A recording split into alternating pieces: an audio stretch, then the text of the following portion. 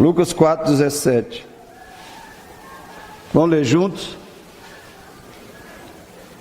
Então lhe deram o livro do profeta Isaías, e abrindo o livro, achou o lugar onde estava escrito, 18: O Espírito do Senhor está sobre mim, pelo que me ungiu para evangelizar os pobres, enviou-me para proclamar libertação aos cativos e restauração da vista aos cegos, para pôr em liberdade os oprimidos e apregoar o ano aceitável do Senhor. E o 20 diz: tendo fechado o livro, devolveu-o ao assistente, sentou-se, e todos na sinagoga tinham os olhos fitos nele. Então passou Jesus a dizer-lhes: hoje se cumpriu a escritura que acabais de ouvir. Veja o 18, irmãos, volte lá. O Espírito está sobre mim, pelo que me ungiu para evangelizar os pobres, enviou-me para proclamar a libertação aos cativos, restauração da vista aos cegos, para pôr em liberdade os oprimidos e apregoar o ano aceitável do Senhor. Irmãos, isso aqui é o Senhor Jesus falando sobre a missão dele. Qual foi a missão de Jesus na terra? Para que Jesus veio a esse mundo? Vamos ver o versículo 18. Ele foi ungido. Primeiro, Jesus foi ungido, ou seja, ele foi divinamente capacitado. O Espírito Santo estava sobre Jesus. O Espírito Santo estava em ação, em operação em Jesus. E a Bíblia diz que o Espírito Santo não estava operando em Jesus com uma certa medida ou com um certo limite. O Espírito Santo operou, trabalhou, usou Jesus Cristo com toda a sua intensidade, com todo o seu potencial. O Espírito Santo operou em Jesus sem reservas, sem limites. Deus não deu para Jesus o Espírito Santo com medida, com alguma reserva. Não foi 70%, não foi 80%, não foi 99%. Jesus era cheio do Espírito Santo 100%. O Espírito Santo operava nele 100%. É isso que ele está dizendo: o Espírito do Senhor está sobre mim, pelo que me ungiu. Ou seja, o Espírito Santo me capacitou ilimitadamente. Para o quê? Evangelizar pregar o Evangelho. Primeira missão de Jesus, primeiro aspecto da missão de Jesus: pregar o Evangelho, anunciar a mensagem da cruz, a mensagem que é a única que dá vida, vida eterna, vida espiritual, vida de Deus para o pecador. Sem esse Evangelho, você está morto nesse mundo, e você se tornará morto absolutamente no inferno, sem o Evangelho. Por isso Jesus veio para pregar o Evangelho. E ele diz, para ele comprovar que ele era o Filho de Deus, ele fez muitos sinais. Deus operou através de Jesus muitos sinais. Por exemplo, cada milagre do Evangelho de João é chamado de um sinal. Um sinal de que ele era o Filho de Deus. Um sinal de que ele era o Salvador e Senhor do mundo. Um sinal de que só em Jesus há perdão para o pecador, perdão dos pecados. Só em Jesus o pecador se torna amigo de Deus, passa a ter paz com Deus, amizade com Deus. Só em Jesus o pecador recebe a vida eterna. Vida eterna. Cada milagre de Jesus é um sinal. E diz que ele me ungiu para evangelizar os pobres, enviou-me para proclamar libertação aos cativos. Libertação aos cativos. Que mais? Restauração da vista aos cegos, para pôr em liberdade os oprimidos. Presta atenção aí, irmão, olha. O que ele veio fazer? Além de pregar o evangelho, de anunciar o evangelho da redenção do homem, do mundo. Ele veio proclamar a libertação aos... Então Jesus veio para libertar os cativos, restaurar a vista dos cegos, pôr em liberdade os oprimidos. E apregoar o ano, ou seja, o tempo em que Deus é aceitável. Ou que Deus aceita você e você pode aceitar a Deus. Ou seja, você pode se reconciliar com Deus e se tornar um filho de Deus, se tornar um integrante do povo de Deus, um membro do povo de Deus, da família de Deus. Ele veio proclamar o tempo da oportunidade para o pecador ser salvo. Logo essa oportunidade vai passar, essa oportunidade vai se acabar. Irmãos, quando Jesus foi para o céu, o que ele falou? Antes dele ir para o céu, lá em João: digo-vos que vocês farão as obras que eu faço, e obras maiores farão, porque eu vou para junto do Pai. Está querendo dizer, como eu vou para junto do Pai? O que ele quer dizer? Porque eu vou para junto do Pai. O que ele quer dizer com isso? Como eu vou para a presença do Pai, eu não vou poder estar aqui, em corpo, em carne, visível para as pessoas. Eu não vou estar aqui visivelmente, fisicamente, para eu mesmo tocar nas pessoas, curar, libertar, salvar. Como eu não vou estar aqui fisicamente, para eu pessoal e diretamente fazer isso, vocês vão fazer através do meu poder.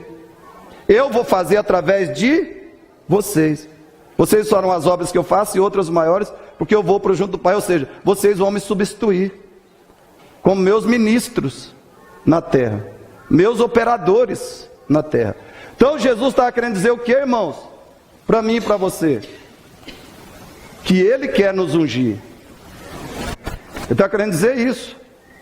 Ele quer nos ungir. Nós devíamos estar ungidos pelo Espírito Santo, como Ele esteve, para evangelizar, pregar o seu evangelho aos pecadores, e ver os pecadores sendo salvos, convertidos, resgatados do império das trevas, transportados para o reino do Filho do amor de Deus.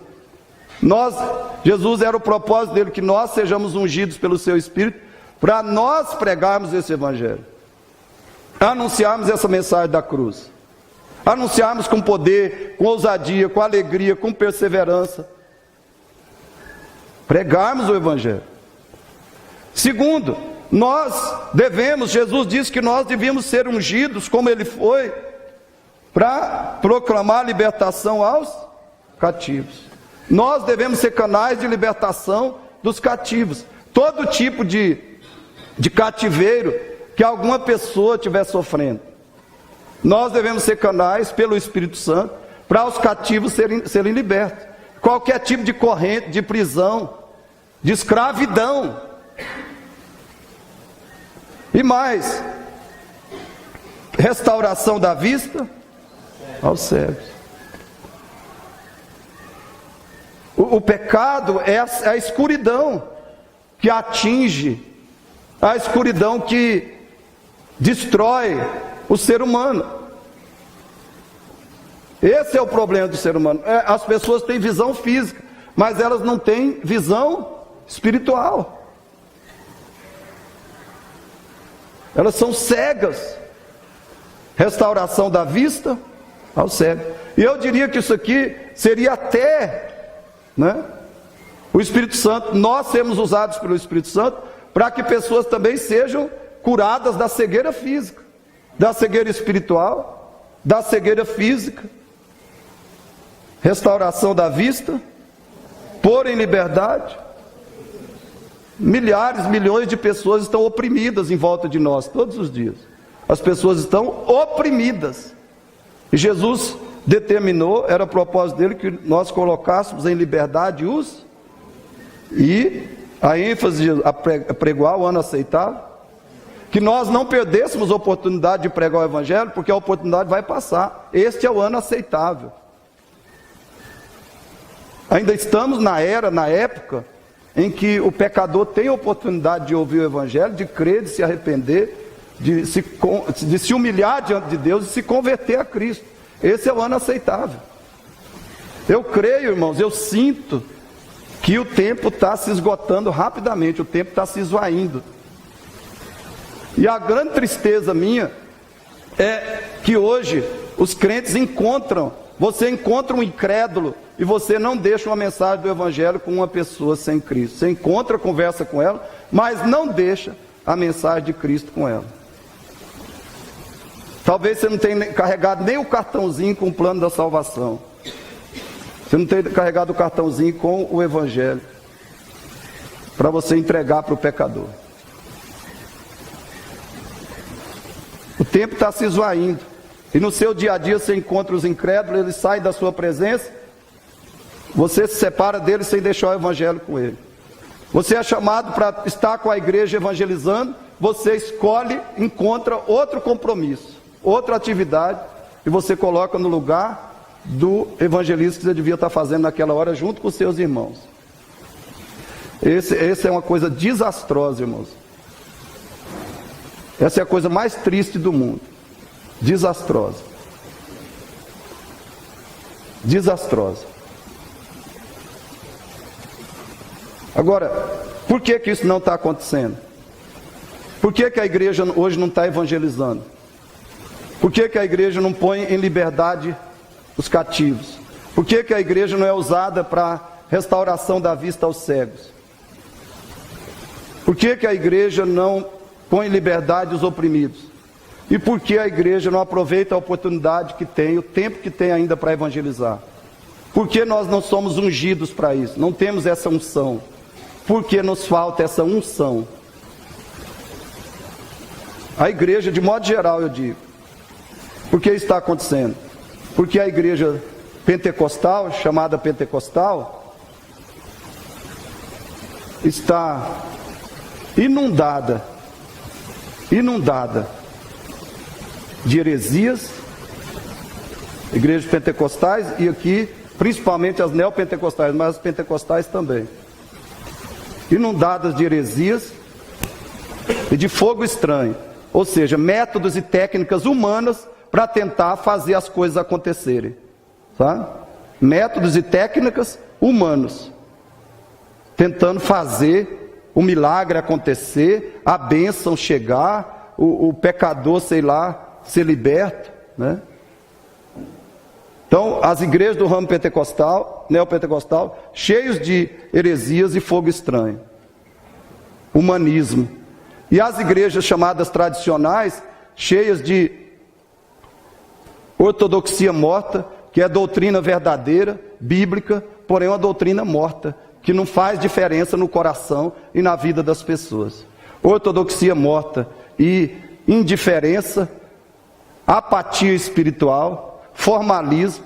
As pessoas vêm para um culto e ficam lá cantando igual robôs, como se elas não tivessem um espírito dentro delas. As pessoas são robotizadas, mecanizadas. O louvor delas é frio, é seco, é morto. A pregação é pior ainda. A pregação muitos pregadores chamados tradicionais é uma pregação morta, seca, vazia. Por que a igreja não tem unção? Porque a igreja não está interessada na unção. Você entendeu? Nós não estamos preocupados com unção. Por isso, irmãos, que nós estamos falando de avivamento. Porque quando a igreja tem avivamento, é simplesmente o que ela faz o que Jesus fazia. Avivamento é a igreja repleta, transbordante, inundante. A igreja inundada da unção do Espírito Santo, da pessoa, da obra, das operações gloriosas, profundas, maravilhosas do Espírito Santo. Isso é avivamento na igreja. Não é nada mais do que isso, irmão. Jesus falou: olha, não saiam de Jerusalém, esperem a promessa do Pai, porque vocês serão minhas testemunhas, mas antes vocês serão revestidos de poder. Revestidos de poder, vocês vão ser minhas testemunhas a todas as nações, começando por Jerusalém. Então Jesus está dizendo: como o Pai me ungiu com o Espírito Santo, eu vou ungir vocês. Aí vocês vão sair e vão fazer a minha obra. Vão continuar o ministério que eu comecei. Quando eu derramar o Espírito Santo sobre a igreja, vocês serão revestidos de poder, serão ungidos ou capacitados pelo Espírito Santo e vão continuar a obra que eu comecei a fazer. Mas o que acontece hoje? Nós não estamos interessados na unção. Nós não estamos querendo avivamento. Sabe? Nós estamos querendo conforto. Você entendeu? Nós estamos querendo conforto desse mundo. Nós estamos querendo descanso, sossego, né? Tem 6 noites na semana, 4, para você chegar em casa do trabalho e mergulhar na cama e descansar. Se você está muito cansado. Mas tem 2 para você estar aqui, né? Está no culto de terça e no culto de quinta. Nós temos irmãos que faltam no culto de terça e quinta porque está cansado. Como se os outros que vêm aqui não tivessem cansados também. Nós estamos querendo conforto, nós estamos querendo descanso. Nós não estamos querendo fazer o mínimo sacrifício, sabe? Não estamos querendo fazer o mínimo sacrifício por Jesus. Pela fé, pela igreja, pelo reino de Deus. Não estamos querendo fazer o mínimo sacrifício. Quer dizer, vim aqui, ficar aqui até 15 para as 9, 10 para as 9 na reunião de oração de quinta-feira, de 7h30 até 10 ou 15 para as 9, nós não podemos fazer um esforcinho a mais.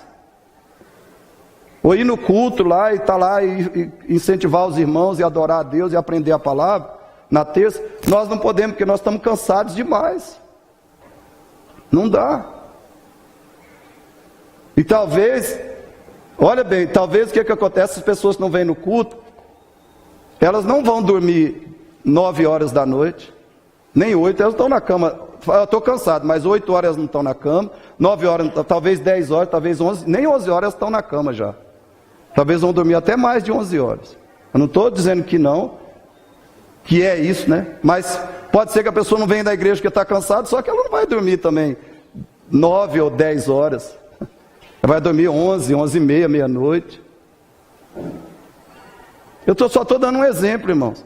Nós não estamos interessados em Cristo, na unção dele na nossa vida, na vontade dele, em agradar a ele. Nós estamos interessados em outras coisas. Não vai ter avivamento na igreja se a gente continuar desse jeito. Não vai ter unção se a gente continuar assim.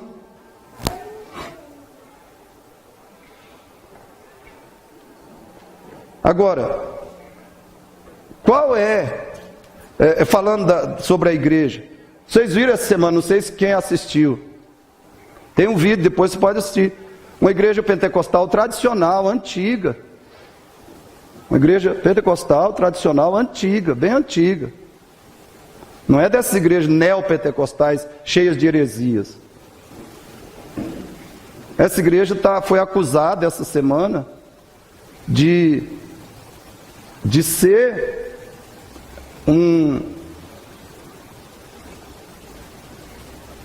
uma lavadora, né? Uma lavadora daquele deputado Cunha, como é que é o nome? Eduardo Cunha. A igreja está sendo acusada de ser lavagem de dinheiro para o Eduardo Cunha. Lavagem de 5 milhões de reais. E tem a igreja do R.R. Soares, uma outra igreja que ele cita no vídeo, você pode assistir o vídeo lá. E essa igreja pentecostal estão em associação íntima com o Eduardo Cunha.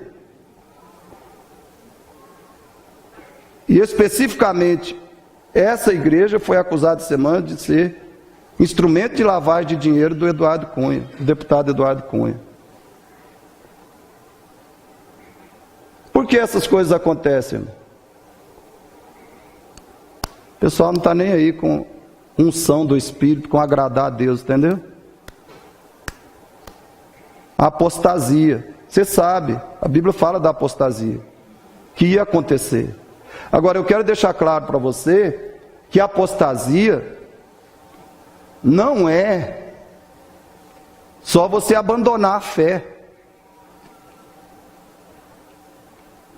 Você falar assim, eu não creio mais em Jesus Cristo, que Ele é o Senhor e Salvador do mundo, não acredito mais em Cristo, não acredito mais que a Bíblia é a palavra de Deus, não quero mais nada com igreja, eu não quero mais ir à igreja,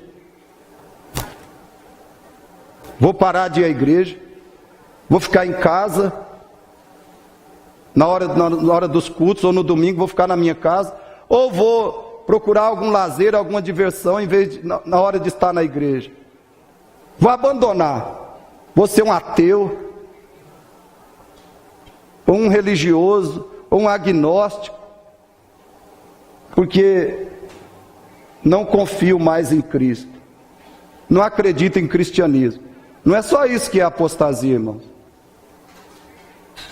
Apostasia é você estar aqui agora, sabe? Você está aqui agora, mas o que é pregado aqui, para você tanto fez como tanto faz. Eu falo aqui de algum erro seu, de algum pecado seu, mas você continua do mesmo jeito. Você não se preocupa em mudar, não. Você não tem quebrantamento no seu coração, seu coração não é quebrantado.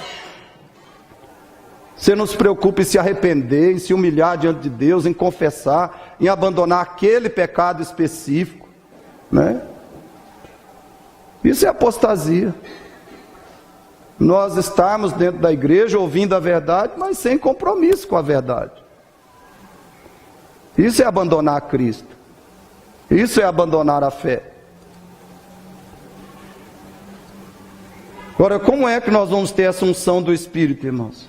Para que nós precisamos principalmente ter unção do Espírito?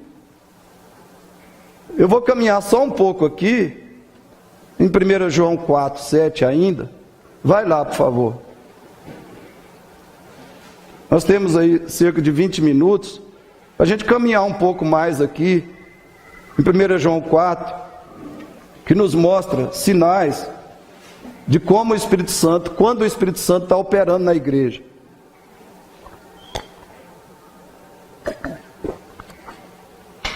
Por que eu refleti com os irmãos em Lucas 4, onde Jesus fala da unção e do resultado da unção?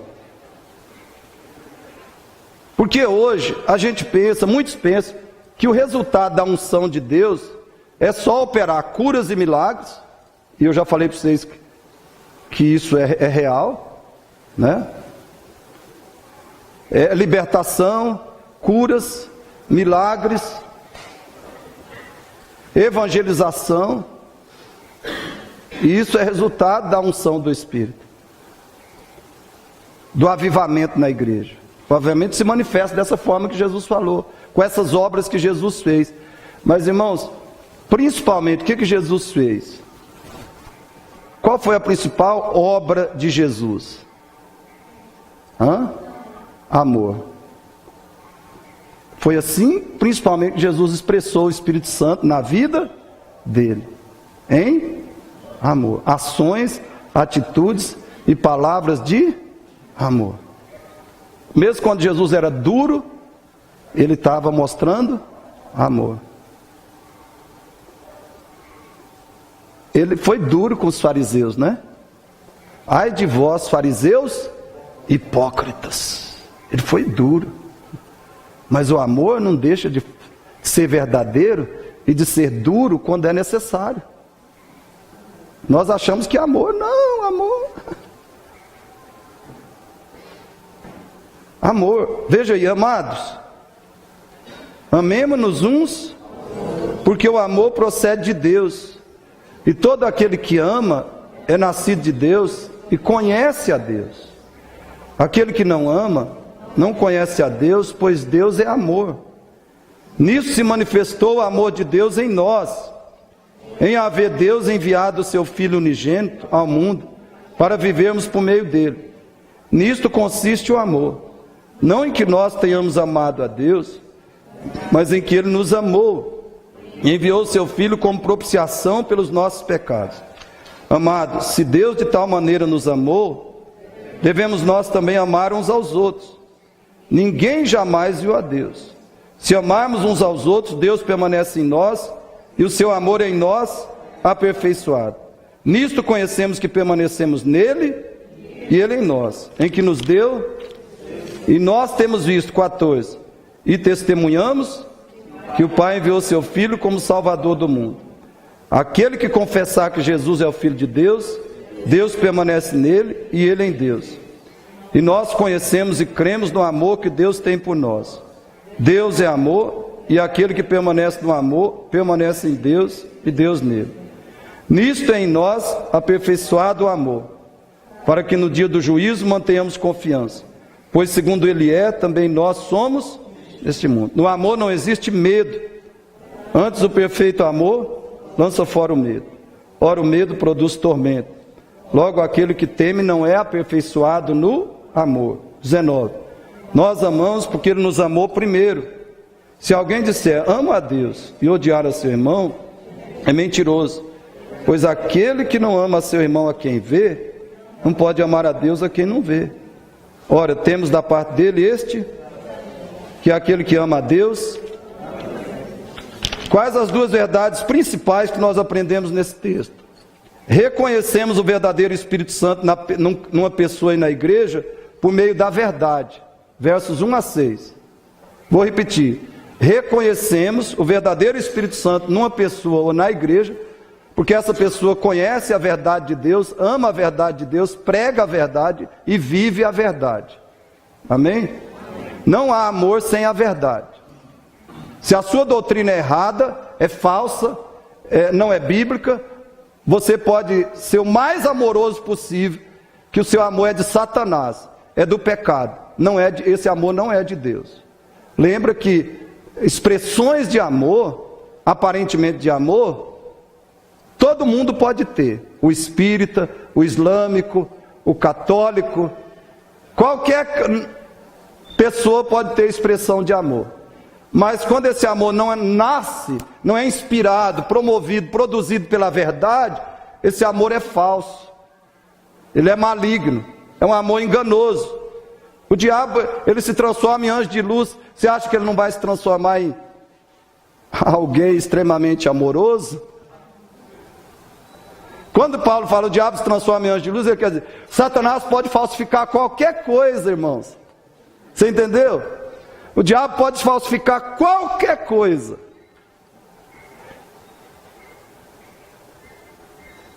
Ele pode falsificar a humildade.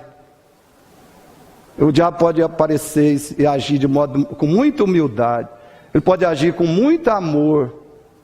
E assim por diante. Desde que ele alcance através disso os propósitos dele. O cristão ele tem que se preocupar com os fins e também com os meios. Mas o diabo, ele só se preocupa com os fins. O diabo está importando com os meios. Ele usa qualquer meio para atingir os seus fins. O diabo não é ético. Ele não é ético. Ele não é do bem. Ele é falso, ele é enganador. Então reconhecemos o verdadeiro Espírito por meio da verdade, versos 1 a 6. De 1 João. Leia lá, 1 João 4, 1 a 6.